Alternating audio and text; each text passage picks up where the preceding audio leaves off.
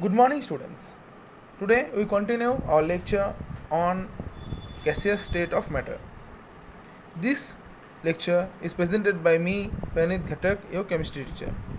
So, let's begin. So, today's topic is Graham's law of diffusion. Okay. So, let's start.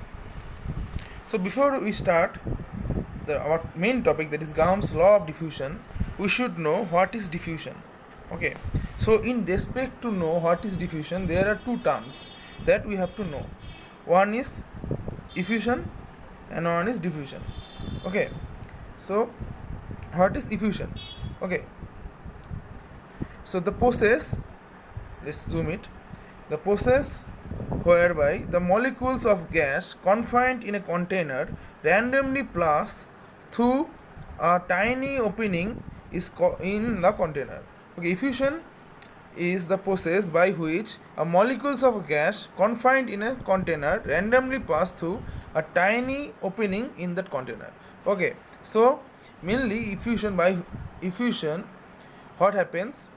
A container which contains gas molecules the gas molecules in a container passes through a tiny opening and mixes them together.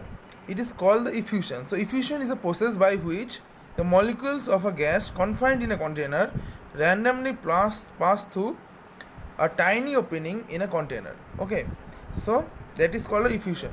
So to do the effusion is a particular mixing of a gas, but it requires a tiny small opening by which the mixing of gas could occur from one container to another container. Okay, so from a container to B container, from a gas from A container you have to move to B container to get mixed up. Okay, or from a gas from B container, it has to come from B container to A container to get mixed up. Okay, so to do that it requires a small tiny opening. Okay, so this process is being named as effusion, and to do the effusion it requires a tiny small opening. Okay, and the other thing is diffusion. So what is diffusion? The diffusion is a gradual mixing of two gases due to their spontaneous and random motion. Okay, suppose it is a container here, this is the gas molecules of, suppose one type of gas molecule, this is the suppose this is a B type gas molecule and this is A type gas molecules. Okay, so at first there is only one type, that is A type gas molecules are there, but suppose there have certain B type gas molecules are there. Okay, and these B type gas molecules will be mixing them together with the A types of gas molecules gradually and spontaneously. Okay, so when these both types of gas molecules they mix together gradually and spontaneously with the random motion, this is called as diffusion. Okay, so diffusion is a gradual and normal spontaneous process, whereas the effusion it requires some type of extra energy, or not the extra energy, it is some kind of extra effort to do the effusion, some heat or some other things. Okay, it may or may not require the external energy for the case of effusion, but in the case of diffusion it is random and it is spontaneous, so it doesn't require any type of external energy or external force to do the diffusion. And for the diffusion a small tiny hole or small tiny opening is not required. Okay, because it is spontaneous. But in the case of effusion a small tiny opening or hole is required to do the effusion. Okay, so that is the 2 point, that is the diffusion and effusion. I hope you have understood this part.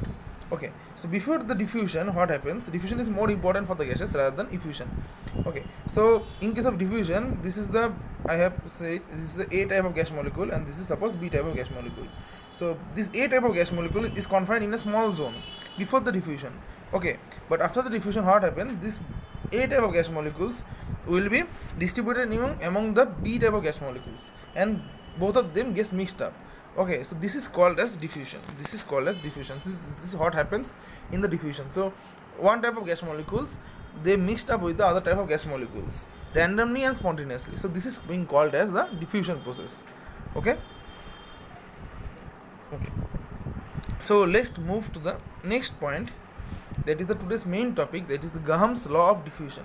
So we have already been discussed about the what is diffusion and what is diffusion and what is the basic difference between the diffusion and unifusion, as well as in the case of what happens in the case of diffusion and what happens before the diffusion, what happens after the diffusions. So diffusion, it has to be remembered that diffusion is a spontaneous and random process, but in case of diffusion, doesn't require any kind of external force or external energy.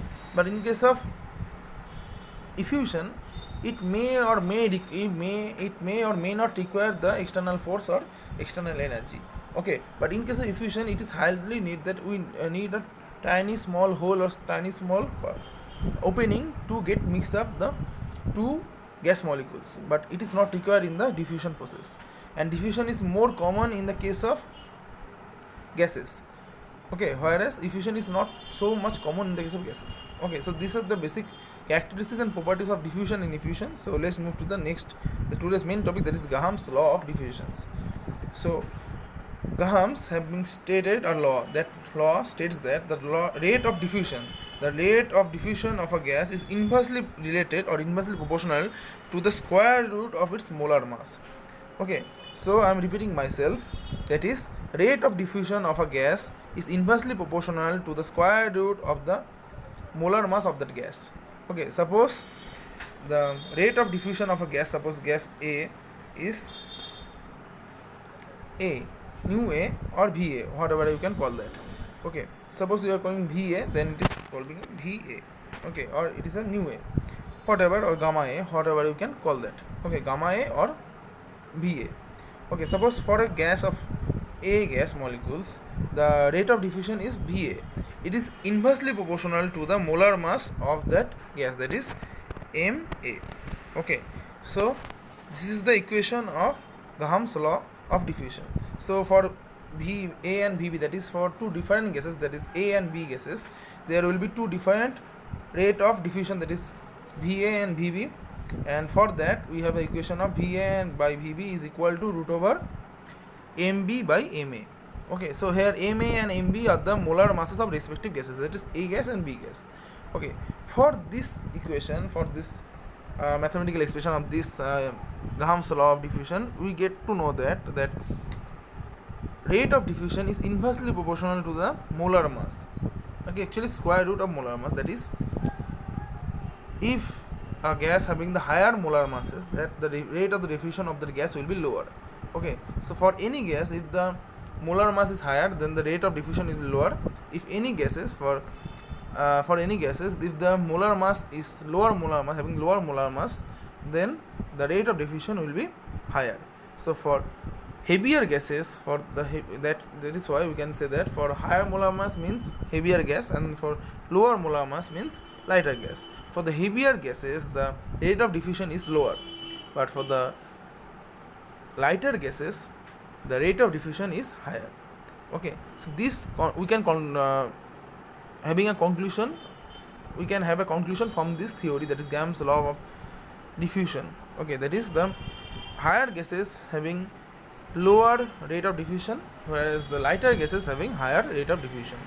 Okay, so in this video we have already discussed the diffusion, effusion, and their characteristics and the properties, as well as the difference between the diffusion and effusion, as well as we have also discussed the Graham's law of diffusion, as well as the mathematical expression of Graham's law of diffusion. Okay, so I hope you have understood this part very well. If you have any kind of doubt regarding this topic, you can always ask me in the comment section below. Okay, so that's it for today. Thank you very much.